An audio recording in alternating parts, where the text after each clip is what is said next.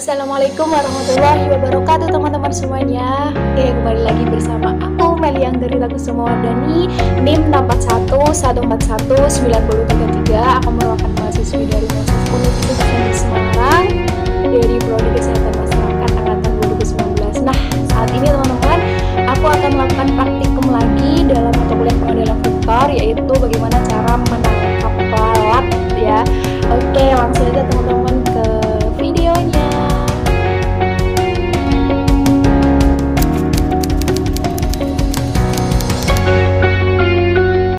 Jadi sebelum masuk ke tutorialnya, saya akan menjelaskan terlebih dahulu mengenai lalat.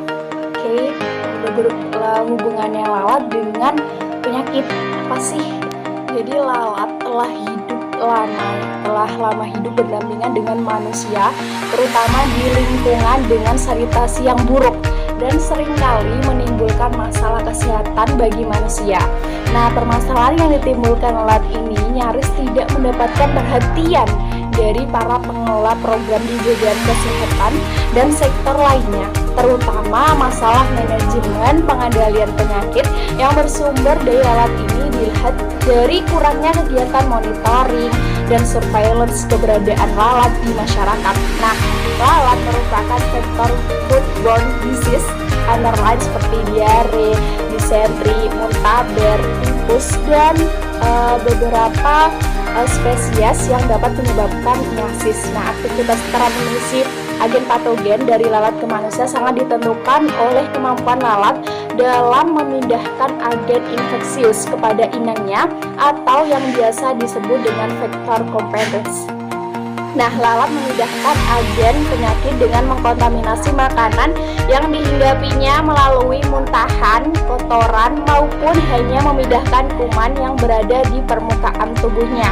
Nah, lalat menyebab meiosis meletakkan telur pada luka sehingga saat menetas larva masuk ke dalam luka dan menimbulkan luka yang lebih besar.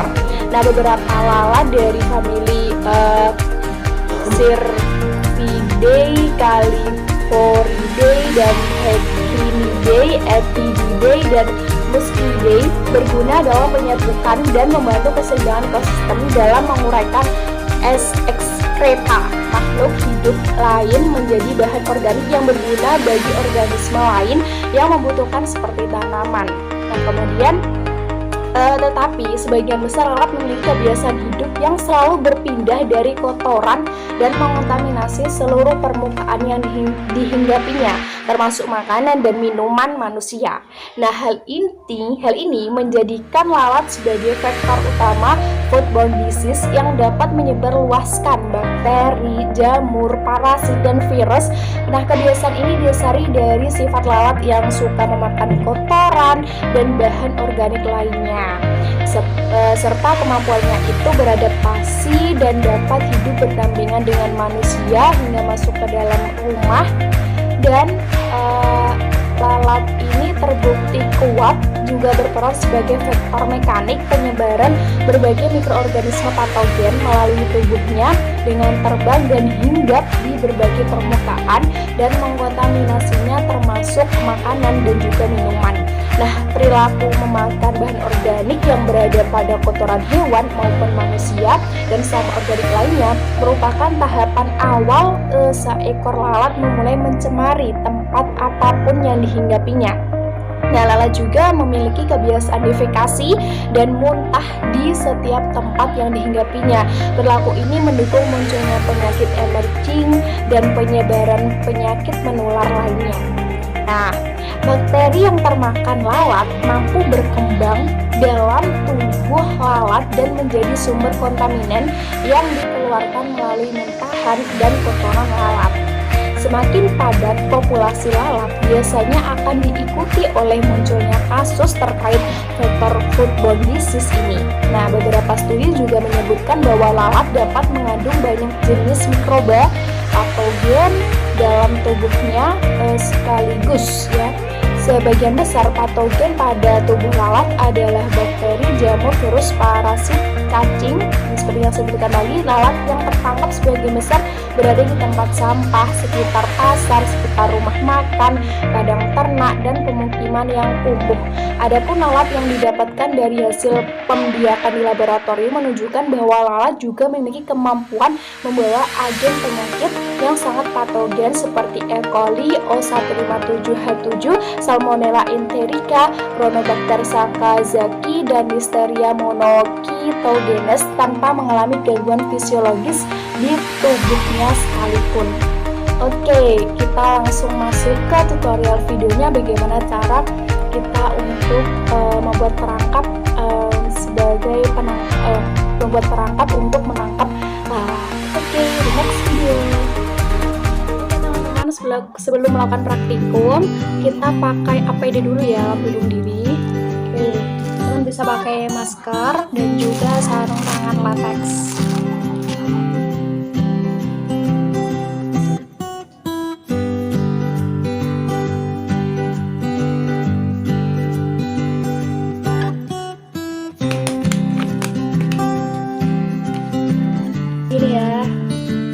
Oke teman-teman, sebelum itu aku akan memperkenalkan alat dan bahan yang akan digunakan, yaitu yang pertama ada terasi ya, aku ini pakai terasi di rumah tangga biasa ya.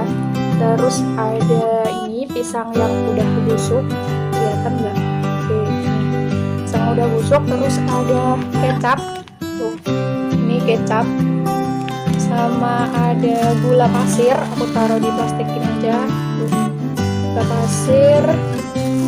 Terus ada cuka, cuka masih sedikit lah ya.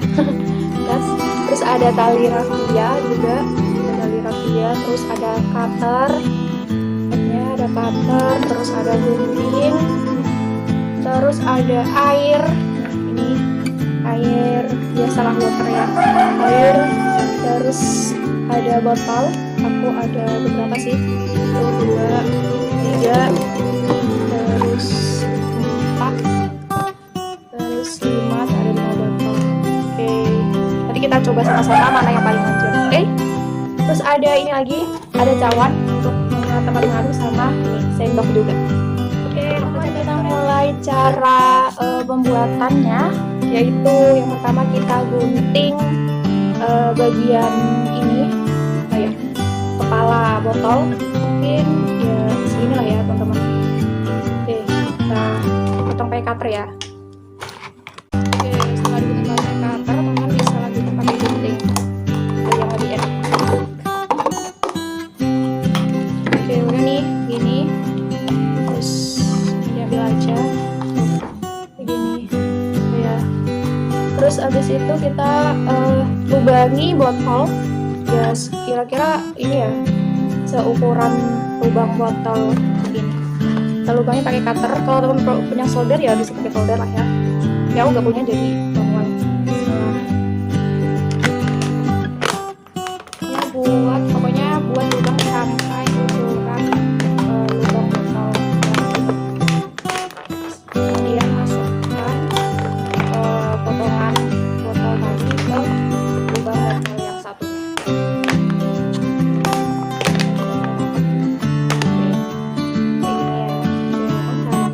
Udah. Setelah itu ini ya. Setelah itu kita buat larutannya. Oke, larutannya apa aja? Kita masukkan 1 gelas air ya, kira-kira 1 gelas air. Kita masukkan biar ada takarannya.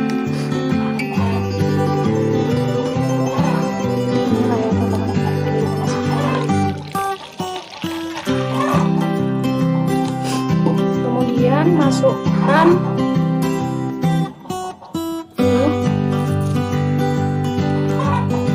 gula pasir, masukkan 1 sendok gula pasir.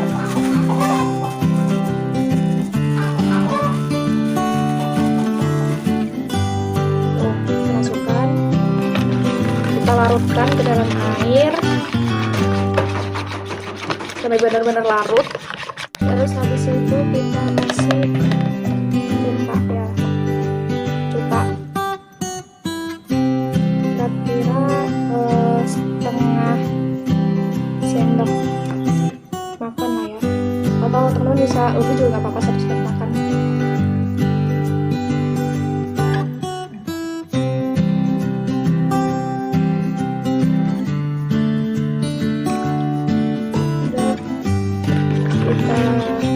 Aduk lagi sampai benar-benar larut. Terus kita kasih kecap ya, kita kasih kecap.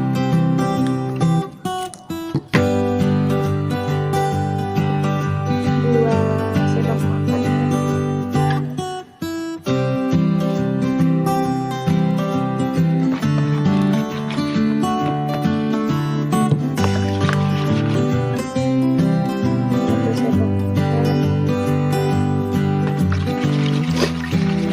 Oke, setelah jadi kita masukkan ke botolnya tadi ya.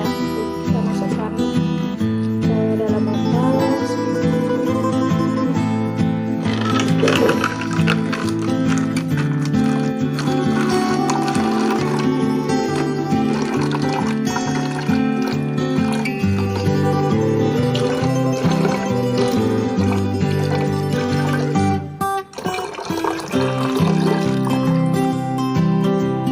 Kira-kira seperti ya teman-teman. Nah, habis itu yang pertama kita gunakan terasi dulu ya. Kita pancing pakai terasi deh. Kita ikat terasinya dengan menggunakan terasi ya. Oke.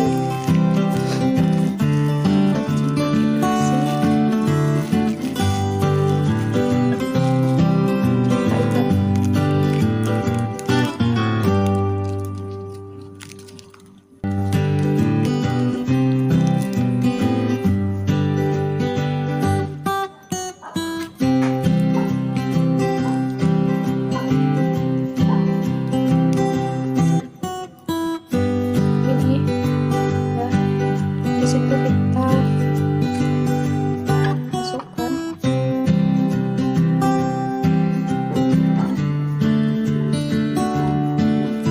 kira-kira sampai di lubang botol ini.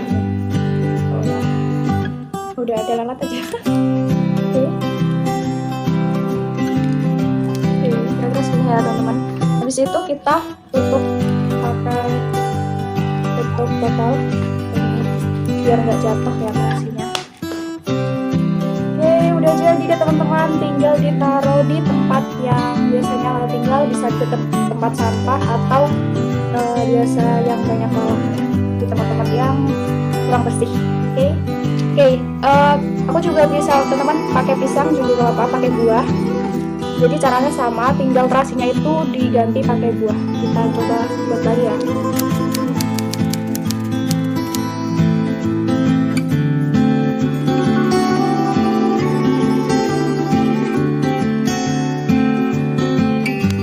Oke, setelah itu kita taruh di tempat yang banyak lalatnya seperti ini, di dekat tempat sampah ya. Teman-teman bisa taruh di sini. Oke. Tunggu sampai ada lalat masuk ke perangkap. Oke. A few moments later. Oke teman-teman, ini malamnya aku ambil dan hasilnya sebenarnya udah ada ya. Kalau teman-teman bisa lihat tuh di bagian dalam, kira-kira 1-2 lah ya, bilang tuh 2. Terus ini ada juga tuh, kelihatan nggak tuh?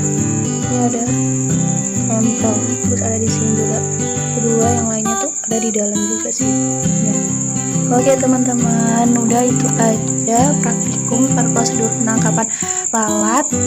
Saya melakukan di dekat dapur dan ini dekat tempat sampah ya. Oke, sekian, semoga bisa bermanfaat dan assalamualaikum warahmatullahi wabarakatuh.